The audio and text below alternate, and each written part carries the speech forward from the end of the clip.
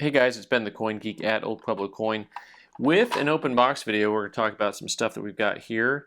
And for all of you keeping track at home, this was an economy service that only took a couple months. It seems like my regular service takes longer than my economy service sometimes. And occasionally I'll have kind of common date coins that, we just try to cherry pick enough to get a little upgrade. Some of these full bell-lined Ben Franklin half dollars are worth taking a closer look at in the marketplace for those of you who try to cherry pick things. This is the type of thing that I think most dealers don't really spend a lot of time on because, well, the risk reward factor is just not that great for a dealer to send something in, a 1960 Philly coin, and hope that it comes back a high enough grade. But I try to be careful to make sure I get the full bell lines on there, and if the coin actually looks nice enough, then you actually come out okay. So MS65 full bell lines, 1960. Interesting little coin here because in 64 full bell lines it was like 20 bucks or 30 bucks. It's like really cheap still. So this in 66 it's like $700. So this is apparently the only grade that could come back and me do okay. I mean, I would have done great in the 66, but you just know that's not happening. That's just not happening. And I had a wowzer of a coin here that I just had to send in. Once again, this is not the type of coin that is probably going to work out economically. I mean, I'll maybe break even on it, but with the grading fees is what I'm referring to. But this coin was just too fun, too fresh in hand to pass up on. Minty fresh. That's what it was. This 1941. Some of y'all won't appreciate the type of marks and toning that are on there, and I get that little bit of burnt ends look here. But it just really has, in hand, in my opinion, has the look that you want for a coin to be really nice, fresh, and original. It has the real white, not that blue white that you see sometimes, just the white. MS66, which is good because, I mean, usually for me to send in a Washington quarter, it's going to come back a grade less than I thought. The big jump on this, of course, is a 7, which, is a couple $100. This one's probably still less than 100, but a neat coin nonetheless. It's hard to get high-grade Phillies and hard to have them pan out price-wise. The Denver mints and San Francisco mints, from a similar time point, in earlier, a lot tougher, a lot more expensive. So back to the world of shooting for full bell lines, similar to the 1960 Philly, this 1959 Denver. I tried to make sure that I looked at with enough scrutiny to say, okay, this is got a full bell line, and it's going to come back a real nice uncirculated example. And overall, the coin itself has a real nice look to it. And lo and behold, we get a unk detail wheel mark. That is there you go, folks. So the wheel on the bus goes round and round, but the wheel mark on my coins are too frequently found. I need to, this is usually just me making sure I'm looking at the wrong things, right? I was really concentrating on getting that full bell line and making sure the coin looked nice. But of course, especially on Franklin's and on Washington's, these guys, you got to watch out for those wheel marks.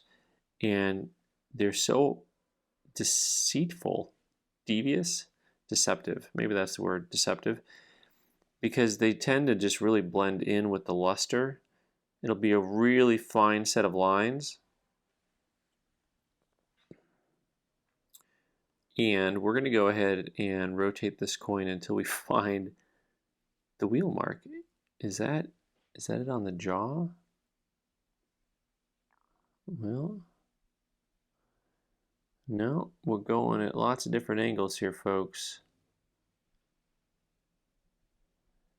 And I'm still waiting to find. So the wheel mark almost always is in the same place, a similar place. It's usually somewhat high centered on the bell. Oh, wait, maybe? Okay. Okay. Man, that's brutal.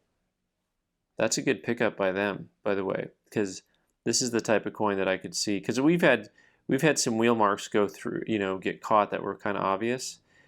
All right, so at this angle and this angle only, you see how the coin is white right here from a distance. So it's hard sometimes to see things up close. Sometimes you got to get them at a distance and then try to zoom in to catch those white lines. But they're really fine. There it is. That's it. That group of white, that is a wheel mark from a coin being shot through a coin counter. Man, there it is. All right, let's move on to some happy news.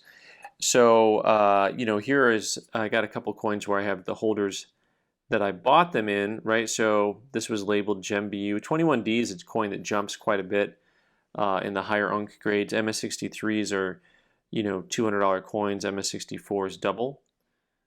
And the guy had it marked a gem.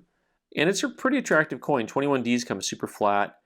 Not always attractive. It's just some people like certain things.